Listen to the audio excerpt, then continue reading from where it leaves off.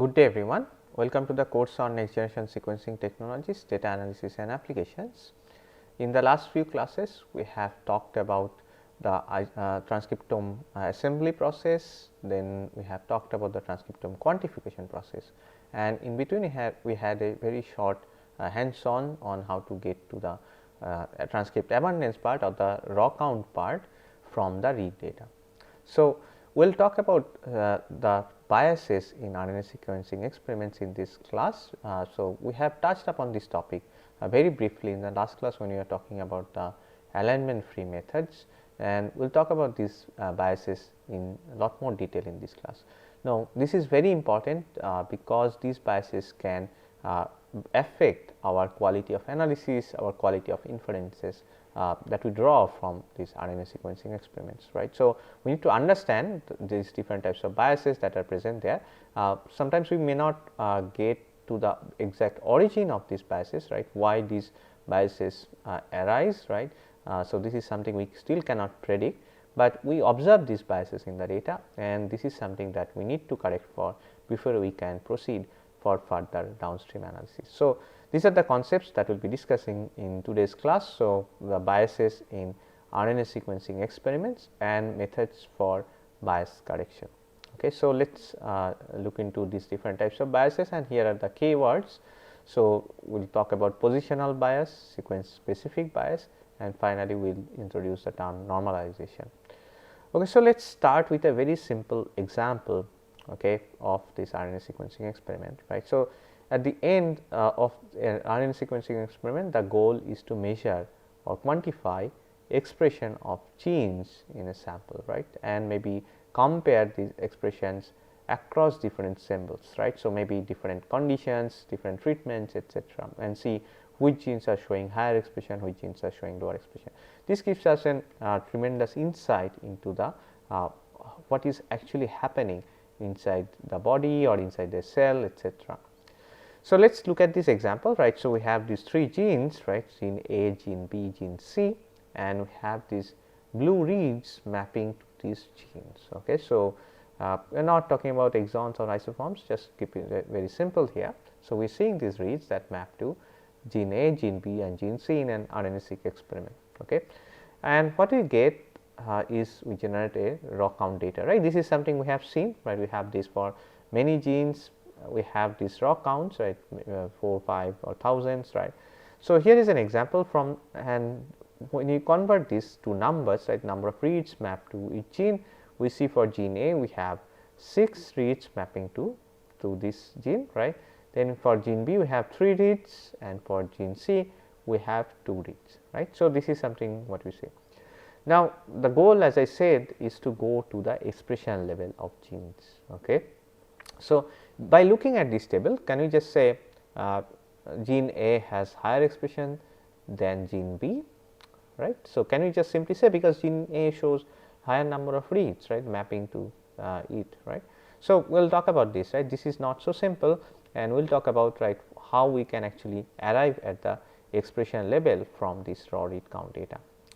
Okay. So, we can actually extend this example further and imagine we have now 3 samples, sample 1, sample 2 and sample 3, okay. And we do the mapping as before, and we see these counts, right, number of reads that map to each of these genes in each of these samples, right. So, we have sample 1, 2, 3 and we have gene A, B, C. Okay. For sample 1 we see 6, 3, 2, right, reads mapping to gene A, B, C respectively. Then we have for sample 2 we have these numbers 12, 6 and 4, and for sample 3 we have 0, 7 and 4. Okay. Now, the question is does this mean gene A has higher expression in sample 2 compared to sample 1, because you see in sample 2 there are 12 reads that are mapping to gene A, whereas in sample 1 there are 6 reads mapping to gene A. Okay. Does this mean this gene A is highly expressed in this sample 2? Okay. This is a question again we need to answer, because we do a lot of this kind of analysis, right, where we compare this expression of the same gene across different samples, different conditions, maybe different treatments. The second question is, right, if you look at this data again, right. So, for gene B and C does this mean sample 3 has higher expression of gene B and C compared to sample 1, right. So, you see again the number of reads that are mapping to gene B in sample 3 is 7, right, whereas this is 3 in sample 1, and similarly for gene C we have 4 reads mapping to sample gene C in sample 3, and you have 2 reads in sample 1. So, the question is that so you can say B and C are showing higher expression in sample 3, is that so? Again, the answers are not so simple, because there are a lot of other factors that we need to take into account, okay, and this is something that we will talk about in this class. Okay.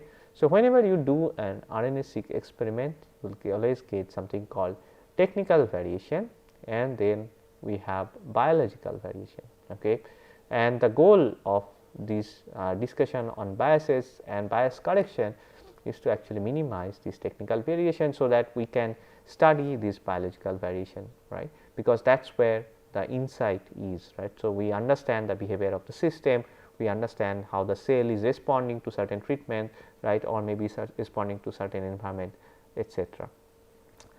Okay, so, let us now move into the biases in RNA-seq data, right. So, what are the different types of biases that we can see, okay, and these biases arise due to nature of transcripts during the library preparation steps and the sequencing steps. Okay, so, in the next slides we will talk about like these steps where these biases come into picture. Okay. So, the first step in RNA sequencing experiment, if you remember the flow chart, is the sample preparation, right. So, we have sample storage sometimes, right. If you are working with tissue data, you have to collect these tissues and maybe you have to store them in certain conditions, right. So, and then you have the RNA preparation part, right. So, if you are isolating RNA, right, you will follow certain protocols that we can affect these RNA-seq data quality, right, and which kind of what kind of reads data you will get. Similarly, we have the library preparation step that can also introduce some biases in the data. You have sequencing step, again depending on the sequencing platform, you have amplification in some platforms, etc. Those can affect the quality or maybe introduce some biases in the data, and of course, there are some inherent biases of RNA-seq experiments, which we will talk about at the end of this class. Okay, so, let us now take each of these points and see how they actually introduce biases in the data. Okay, so, the first step is the sample storage and RNA preparation, as we have mentioned. So, we have different types of RNA isolation protocols, and this might affect the RNA-seq data, right. So, you can have different types of biases, different types of RNA processes that you are utilizing that actually will determine, right. So, again the quality of prepared RNA is very important here, as you can probably understand, right, because there is a lot of these RNase molecules around. So, you can get maybe partial degradation of some molecules, and maybe some RNA molecules are degraded, and this can affect or this can bias your data, right. So, you can imagine, right, so if out of the full transcript, if some of the transcripts are degraded by these RNAs, right, you are biasing your data. You will see maybe some genes are lowly expressed and maybe in the actual scenario these transcripts have been degraded by presence of RNAs, right. So, this is very important, right. The quality of prepared RNA is a very important step, and as I mentioned, you can see this partial RNA degradation, and if you have this partial RNA degradation, that will bias your data, right. So, again this is an experimental step that can ultimately affect the data that you see after next generation sequencing. Okay. So, is there any way we can actually deal with this, right. So, this is something that is very important, and we will come to that towards the end of this class. Now, moving on to the library preparation steps, right. So, there are different steps when you prepare an RNA-seq library. We have talked about them, right. So, one is fragmentation, right. So, we have to fragment long transcripts and at different steps, and you have the reverse transcription, right. We have talked about this. So, this is generation of cDNA, double stranded cDNA, and then sometimes you also have PCR amplification, right. If you are going into Illumina or ion tolerant platforms, you need to have on bead amplification or cluster generation, right. So, bridge amplification. So, that can also introduce bias in the RNA-seq data. So, let us talk about the fragmentation, how it can actually affect the RNA-seq data. So, we usually have random fragmentation, right. So, this can happen at any place in the transcript, and you can do the fragmentation either in the RNA level, right. You can fragment the RNA, or you can do the fragmentation at cDNA, right. And what happens is that after this fragmentation, because this is a random process, you generate different size, right, fragments of different size, and before you go for sequencing, you have to do something called a size selection. Okay. Again, if these fragmentation processes are biased towards certain sites, right, you can see only certain fragments are getting selected at the size selection step, and long fragments are excluded from sequencing. Okay. And this has been observed, right, in many experiments, that these starting points of fragments, they actually coincide quite often. Okay. This is not supposed to be the case, right. So, if fragmentation is random, then you should see a lot of these different starting points for fragments, right. But what researchers have observed, that these fragments, their starting points often coincide, suggesting that this is not a random process, right. So, we think this is a random fragmentation process, this is not. Okay. And again, this introduces bias in the data, which we need to account for. Okay. So, we will have to do something about this at the bioinformatics step, right. We cannot probably change these protocols too much, maybe there is some sort of improvements that we can make, but then we have to have these bias correction steps in the bioinformatic pipeline. Then we have the reverse transcription, right. So, for many library preparation steps, we need to do the reverse transcription, except probably the direct RNA sequencing that we have talked about.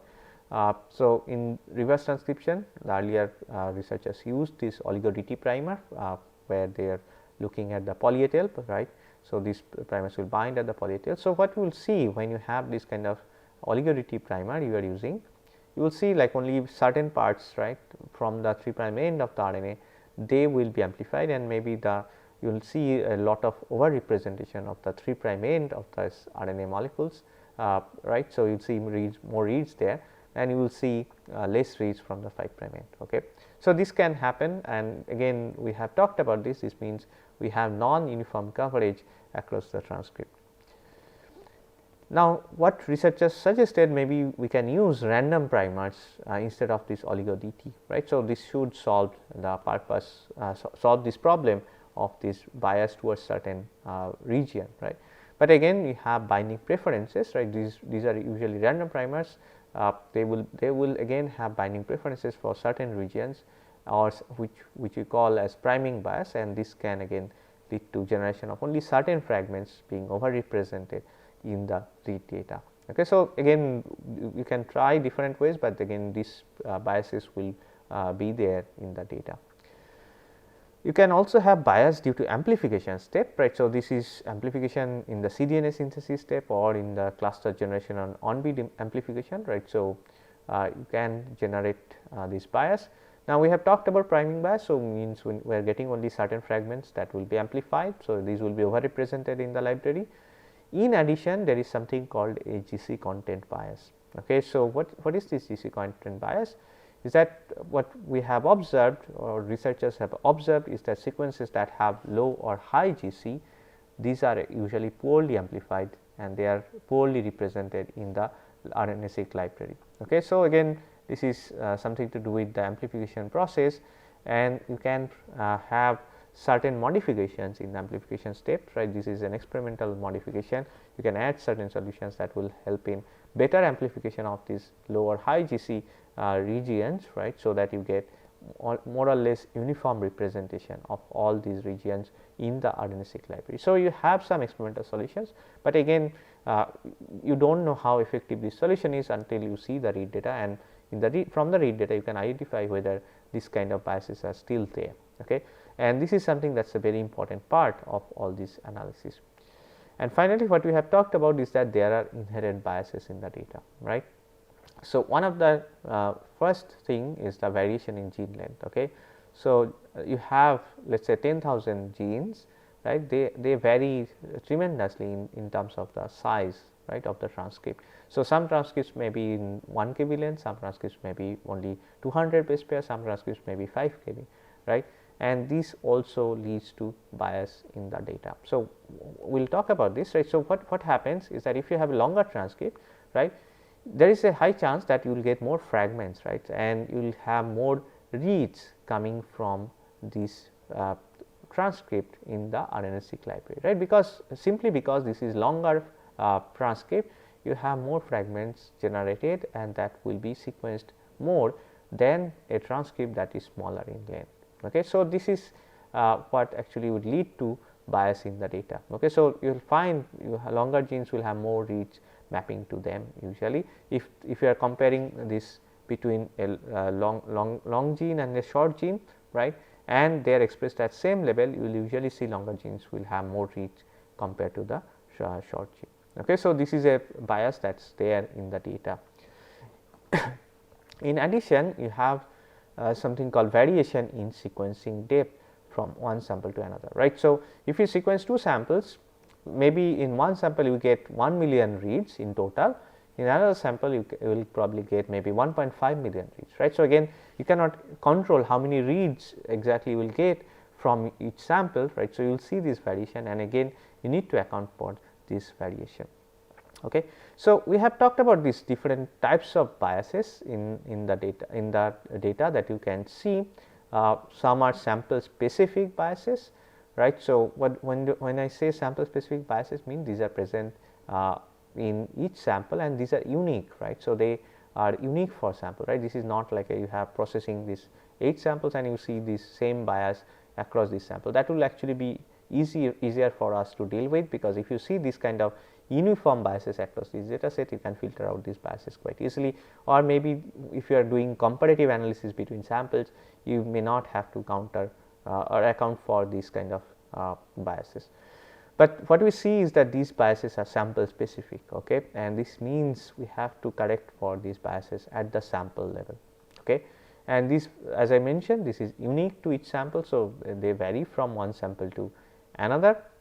You have sequence specific bias, this is due to priming bias, right. So, again if you are using random primers for example reverse transcription, you will see only certain regions will bind these primers, random primers, they are amplified much more efficiently, right. Again this is something we cannot really do anything about because if you are using these random primers, and this will lead to something called sequence specific bias, right. So, again these regions that bind to these primers will be overrepresented in the RNA-seq library, and the other regions will be poorly represented. We have also talked about something called positional bias, right. So, this is again something to do with mRNA processing and degradation, right. So, if you are processing this mRNA, if you are using this oligo DT and maybe some ends, right, let us say one end of the RNA is degraded, right. So, most of the reads will come from a specific position within the transcript. Okay. And then we also talked about this GC content bias, right. So, this arises due to amplification step. So, some regions which neutral GC close to 50%, they are actually amplified much more efficiently than the regions that have very low or very high GC content. And we talked about again some of the experimental improvements that you can make to actually reduce this GC content bias. And then finally, we also have this variation in sequence depth. This again varies from one sample to another. So, one thing you should note, right, we have not included gene length bias here, because this will not vary from one sample to another. This is same across all samples, or likely to be same. Now, the question is, how do we address these biases, right. So, we have understood these different types of sample specific biases, right, and we need to remove these biases from the data before we actually further process the data, right. So, these are technical variations, these are introduced because of the experimental process, the RNA preparation process or the library preparation process, right. These are not actual biological variation. Okay. So, we want to minimize or remove these technical variation, so that we can study the biological variation in the data. Now, how do we address this? So, we can learn about these biases from technical replicates of the same sample. So, we use two terms, one is technical replicates, another is biological replicates, right. So, technical replicates is you are doing the same experiment, right, with the same sample multiple times, okay, and this will help us understand, right. If you see this variation in read data across these technical replicates, you can then say, okay, this is where these are the different types of biases that we see, and we can model these kind of biases. Okay. And we can take different approaches for bias correction, and this has been proposed, right. Many methods have been proposed, and we can discuss some of these methods in the next few slides. Okay. So, one of the methods that have been proposed is it relies on something called generalized additive model. This is the paper, again the reference is given at the end, and it actually does a correction for gene length, GC content and dinucleotide frequencies. So, we have talked about these biases because of gene length, right. So, this again varies from one gene to another. So, this has to be taken into account. We have GC content bias, we again discussed, this arises because of the amplification bias with specific GC contents. Then you have dinucleotide frequencies, again this will arise if you have sequence specific biases, right. So, certain sequences are preferred by the primers that are binding, right. So, you can then see these dinucleotide frequencies changing, right. Some dinucleotide will be much more abundant than the others. Okay. So, this method actually can take into account all these biases and correct for those. You have also something called likelihood based approach for bias correction. Again, we are not going into the details of all these methods. Okay. So, what it does, it is actually looking at this expression variation as well as the bias, right. So, it kind of develops models, right, that actually kind of generate estimates for this bias. Okay. And it can correct for sequence specific and positional bias. There are other methods, for example, this is a method that has been proposed using Bayesian networks based approach. Again, we are not going into the statistics. If you are interested, you can have a look. And you can see this package that has been developed. So, you can take this tool, right, in R and you can actually estimate these biases in your own data set. Okay. So, again we will introduce R when you go into the hands on, and we will see how we can utilize these different packages for application to our own data sets. Okay. So, this is a method that actually can learn the type of bias that is present in the data and can correct for those biases. Now, there are specific methods that have been proposed, for example, for GC content normalization, right. So, we have learned about this GC content bias, right. This arises because of this difference in amplification efficiency between different fragments with different GC content. So, this actually has been proposed by in this paper that is mentioned here, and they have suggested 3 strategies for normalization. So, again you can have a look into the details. We are not going to discuss all the strategies, the different types of methods, etc. And again there is an R package that they have developed, is called EDS-seq, and again here is the link, you can see and download and install if you have some knowledge of R. Otherwise, do not worry, we will actually discuss how we can install these R packages and how we actually use them to correct for these biases in our own data sets. So, we will do that in the hands on part. There is another method which is actually relies on a bias modeling framework, and it utilizes something called generalized linear model. Again, these technical terms are not so important. If you are interested in the actual statistics and the methods, please have a look at the original paper. We are not going to go into the details of this. This method can account for positional bias, sequence bias and GC content, right. So, these are the 3 major biases that we have seen, that we have discussed in previously, and they have also developed a package called Alpine, and again it is an R package that you can download and apply in your own data. Now, we will see, right, most of these packages for transcriptomic analysis, these are actually developed as R packages, and we have to actually use R to analyze these data sets. So, we will do that in the hands on part. So, one of the thing that I have mentioned, right, one of the points I mentioned is that there is a gene length bias, right, and what we originally assume is that the expression level of a gene, right, is proportional to the number of reads that map to the that map to the gene, right. So, this is a very naive assumption, right, and again this will be affected by the this gene length bias. Okay. So, this is the assumption, right. So, the number of reads mapped to a gene is proportional to the expression level, but what we see this is not the case, and this actually this number also depends on gene length. Okay.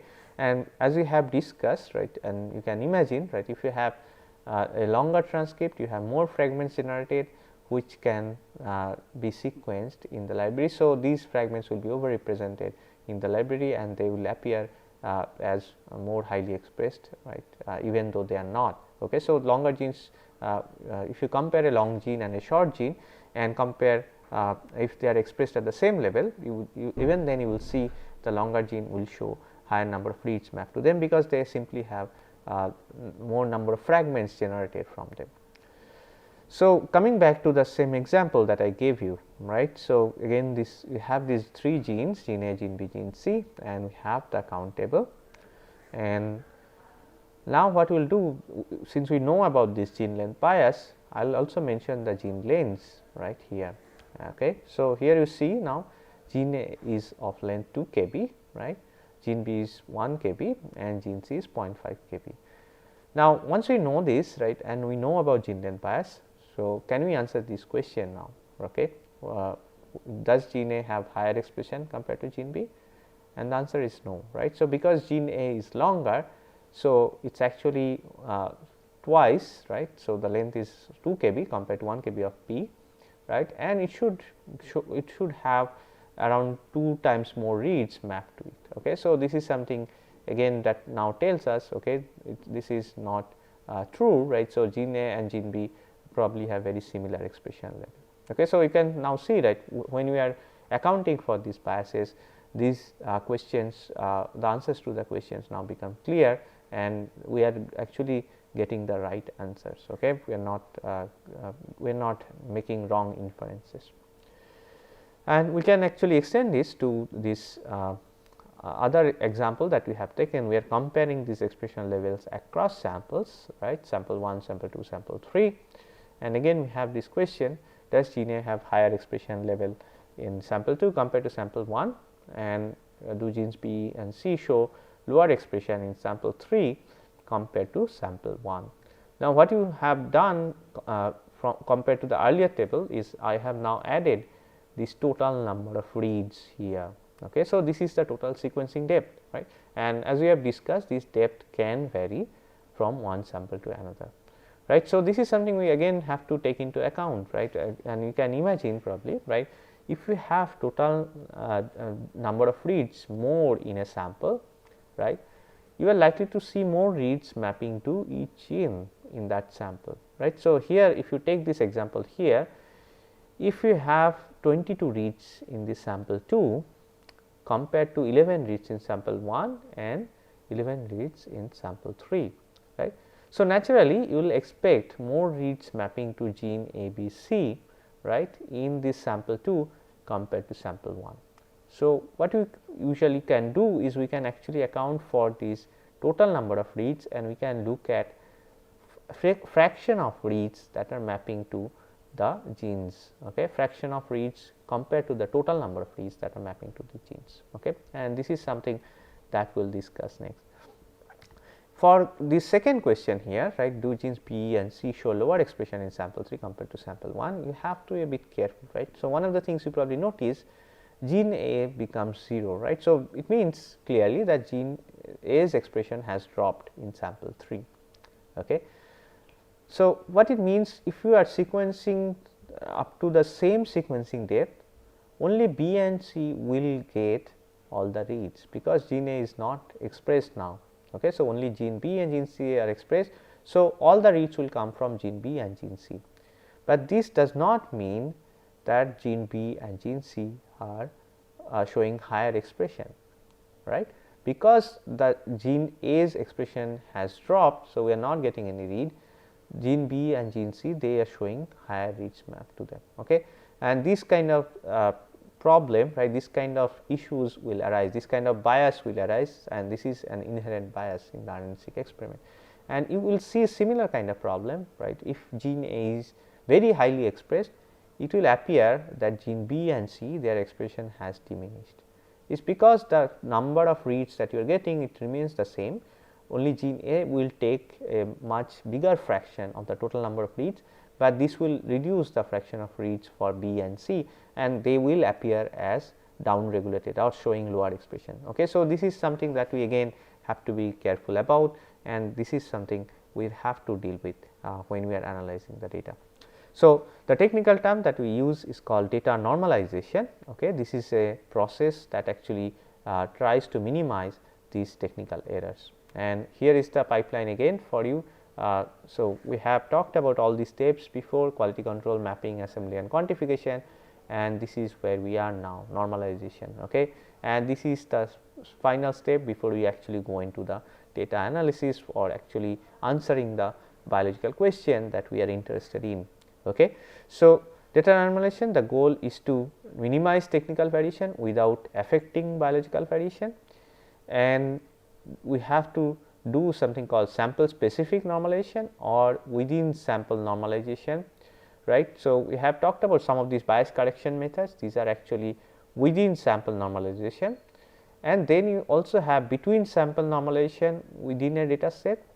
Okay. So, if you are working with multiple samples, as in the example that you have taken, right, we want to compare across samples, then in that case we would have to do between sample normalization, but these are part of a single data set, and sometimes we are working with multiple data sets, and in that case we would have to do something called a batch correction. Okay. So, again this variation from one set of experiments to another we can see, and we have to correct for those.